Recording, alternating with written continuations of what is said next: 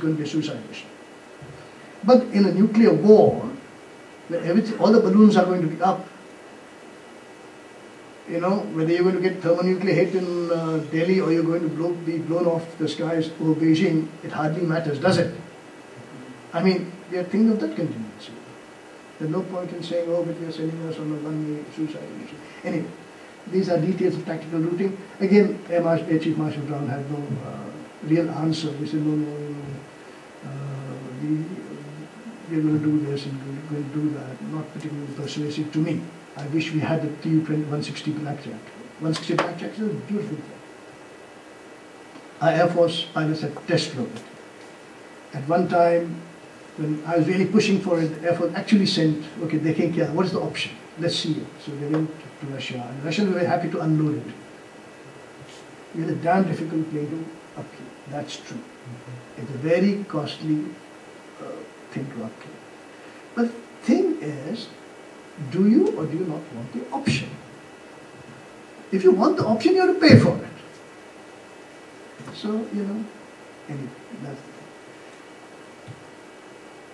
Most of power projection is also expeditionary capability. Now, whenever someone talks expeditionary, our service chiefs freeze up. Air Chief Marshal Brown recently took over and said, no, we have all these platforms, but we are not expeditionary.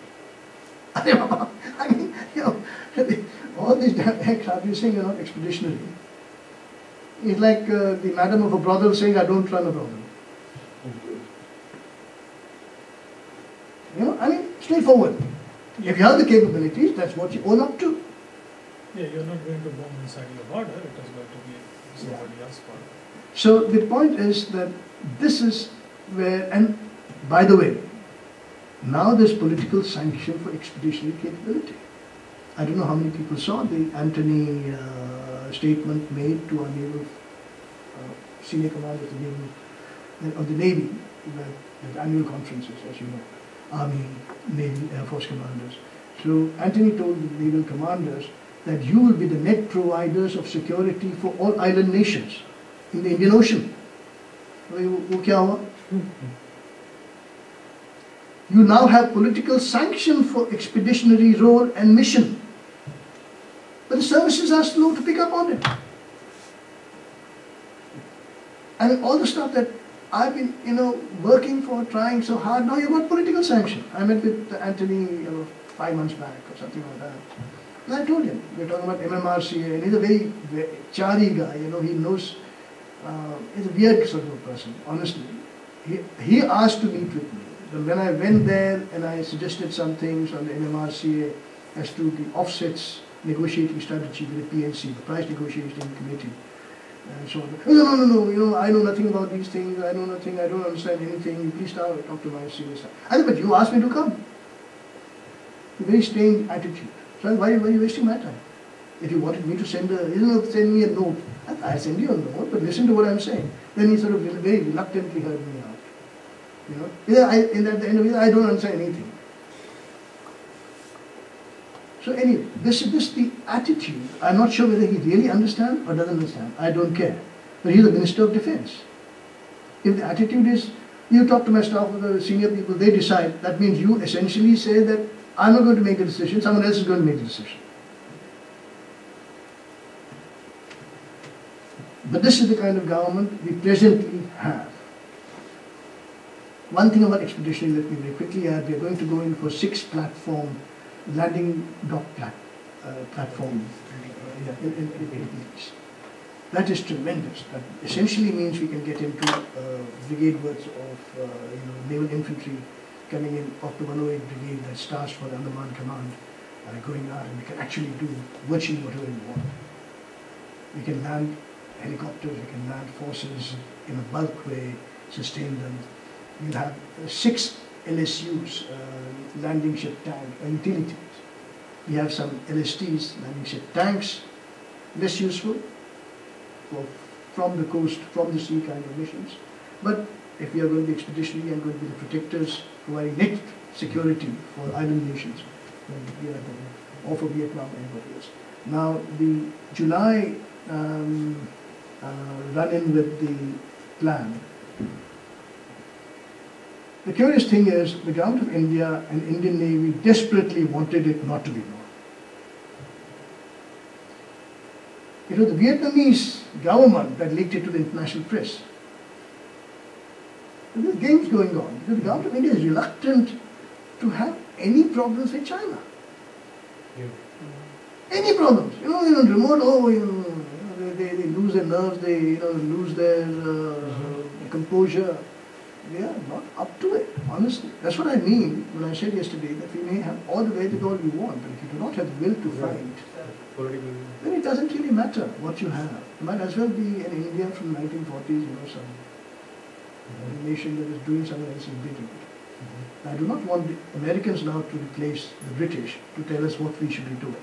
And we then become essentially a mercenary force, which is what we were during British times. It's not the British who captured the British Empire and Raj for the British. It's the Indian army that captured it. Indian soldiers, Indian, peasant soldiery that captured everything for the British.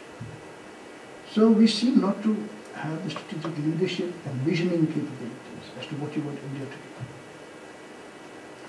In this, and I'll end on this, let's go, I'm running out of time given. We have to lose our Pakistan fixation. For 60 years, we have wasted our time, our effort, and our energies on fixating on Pakistan. Pakistan was never a threat to India, is not now a credible threat to India, will not ever be a credible threat to India. A very simple index as to why it can never be a credible threat to India is Pakistan's GDP is 1/4 of the market capitalization of the Mumbai Stock Exchange. Please, don't talk of threat and reduce your own credibility. That's why no one takes us seriously. No one takes our pretensions to world power seriously when we talk about Pakistan as a threat, for God's sake. Talk of China as a threat. Because I always said you're defined by the countries, by the enemies you keep. If Pakistan describes you as the success of Pakistan, because I've said in over 60 years Pakistan has reduced India to its size, hasn't it? Hasn't it? All of our bulk orientation military and entirely westward. So we have to get out of the fixation. Pakistan is eminently co-optable. I don't care what it gets. In my first book I said, let's give them our clean fission weapon technology. Do you know who endorsed my view? General Sundarji. Amongst the few scholar soldiers you have, who is dead. We have to begin to be a lot more generous and see things from Pakistan's point of view. Look at it from our own point of view. What is Pakistan? I have written that if Pakistan had not been there, we'd have to invent it. It's a good thing. Partition is a good thing to have happened. Why? It's a buffer against the Islamic virus. Think of what Pakistan is suffering now. All the Taliban madcaps out there, raising hell, creating real problems for the Pakistan army. I mean, the problems it's creating for the Pakistan army is not a joke. Now, if you think, that's a good thing to happen, then think again. Because Pakistan army cannot deal with it, that means the Pakistani state cannot deal with it. If Pakistani state cannot deal with it, that means the virus is going to spread to India tomorrow. We have 180 million Muslims. The second largest Muslim country after Indonesia. At present demographic growth trends, we will be the largest Muslim country in the world, apart from being the largest Hindu country in the world, besides being largest every other country in the world in all these people terms. What are you going to do?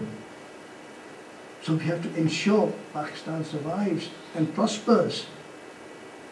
And MFN status is a good beginning. Now we have to co-opt them more. I've been saying 3 years ago they were on the verge of default, credit default. They needed $5 billion. 4 years ago, something like that. And I asked an economic ministry secretary, please give it to them. Give them $5 billion as grant, lay low that. Get out of your problems. of the impression it will make, such gestures. You can undermine Pakistan Army's true nation ideology and guardians of the ideology of Pakistan, whatever, simple things like this. What did Kautilya say?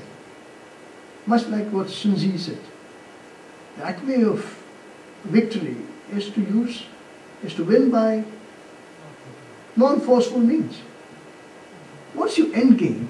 The end game is to have a security architecture that collectively secures India, and hopefully they reach it. One of the reasons why India is not, our great power ambitions have been thwarted is because we alienated all our neighbors. Every one of them. We have to win them back. We now have the resources, money to win them back. Give it to them.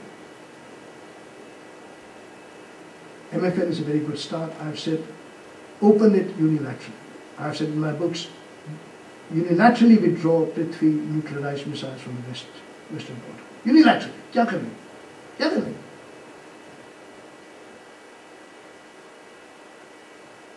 Move them to the Tibetan plateau, for God's sake. The Chinese have 200 short-range ballistic missiles there.